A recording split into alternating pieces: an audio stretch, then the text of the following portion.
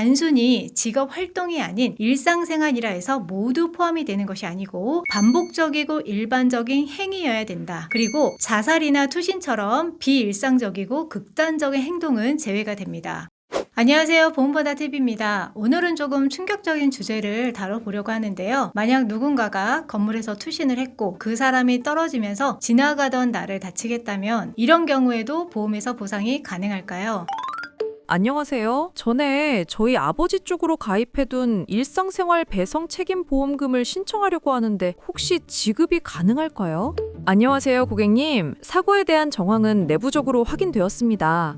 다만 보험금 지급은 불가합니다.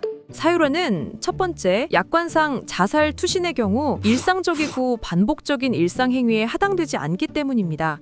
두 번째는 고의 또는 심신상실 상태에서 일어난 사고일 경우 면책 사유에 해당되기 때문입니다.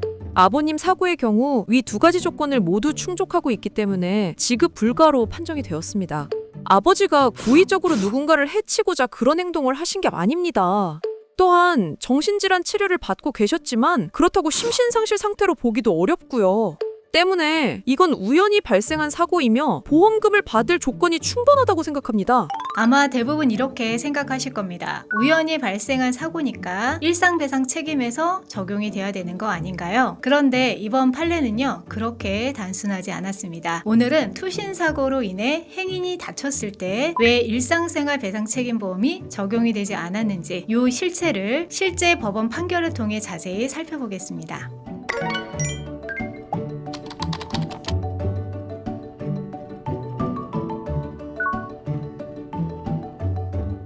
2020년 2월 21일 청주시의 한 빌딩 8층에서 A씨가 투신하는 사건이 발생을 했습니다. 그 순간 아래를 지나가던 B씨와 A씨가 충돌했고요. 늑골 골절과 견갑골 분쇄 골절 등 심각한 부상을 입었습니다. A씨는 병원으로 이송됐지만 다음날 결국 사망을 했고 유족은 일상생활 배상 책임보험을 근거로 보험사에 손해배상을 청구했습니다. 피해자 B씨는 이렇게 주장을 했는데요. 투신 행위는 고의가 아니라 일상생활 중에 우연히 발생한 사고다. 따라서 보험사는 내가 입은 손해를 보상을 해야 된다. 하지만 보험사의 입장은 달랐는데요. 첫 번째 이유는 이건 일상생활 중 우연한 사고가 아니다 라는 것이었습니다. 자살이나 투신은 약관에서 말하는 평상적이고 반복적인 일상행위에 해당하지 않는다는 주장입니다. 두 번째는 면책 사유에 해당한다는 건데요. 즉 고의로 발생했거나 심실상실 상태에서 일어난 사고라면 보험금 지급 의무가 없다는 입장이었죠.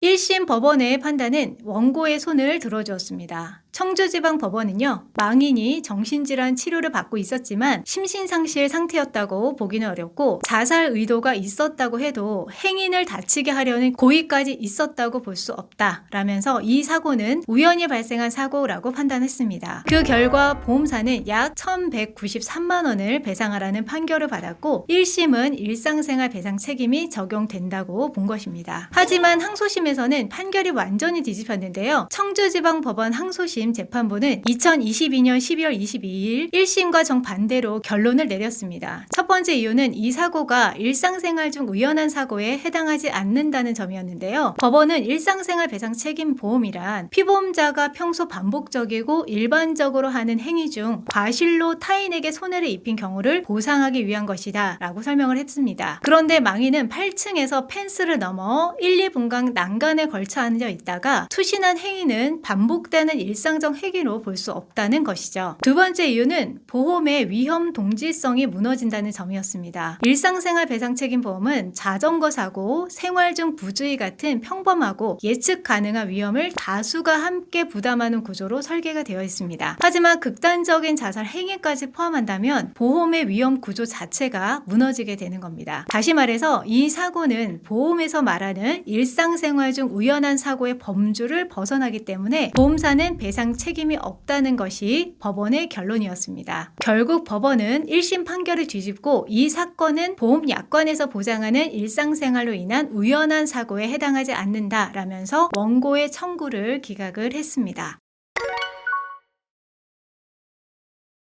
이번 판례는요, 일상생활 배상 책임 보험의 보장 범위가 어디까지인지 요 내용에 대한 중요한 기준을 제시를 합니다. 첫 번째는 일상생활의 범위는 생각보다 훨씬 좁다는 건데요. 단순히 직업 활동이 아닌 일상생활이라 해서 모두 포함이 되는 것이 아니고 반복적이고 일반적인 행위여야 된다. 그리고 자살이나 투신처럼 비일상적이고 극단적인 행동은 제외가 됩니다. 두 번째는 보험의 위험 동질성을 유지해야 한다는 점도 중요한데요. 보험은 예측 가능한 사고를 보장하기 위해서 만들어진 상품이기 때문에 고의적이거나 극단적인 위험은 보장 범위 밖이라는 겁니다. 마지막으로 심신상실 여부나 고의성과는 별개로 일상생활 범주에서 벗어나면 보상 대상이 되지 않습니다.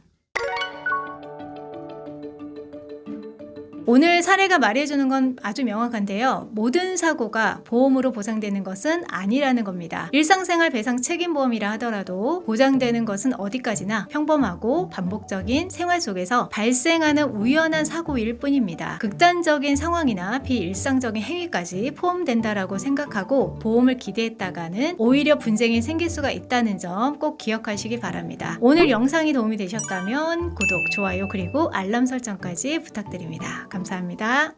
본 광고는 심의 기준을 준수하였으며 유효기간은 심의일로부터 1년입니다.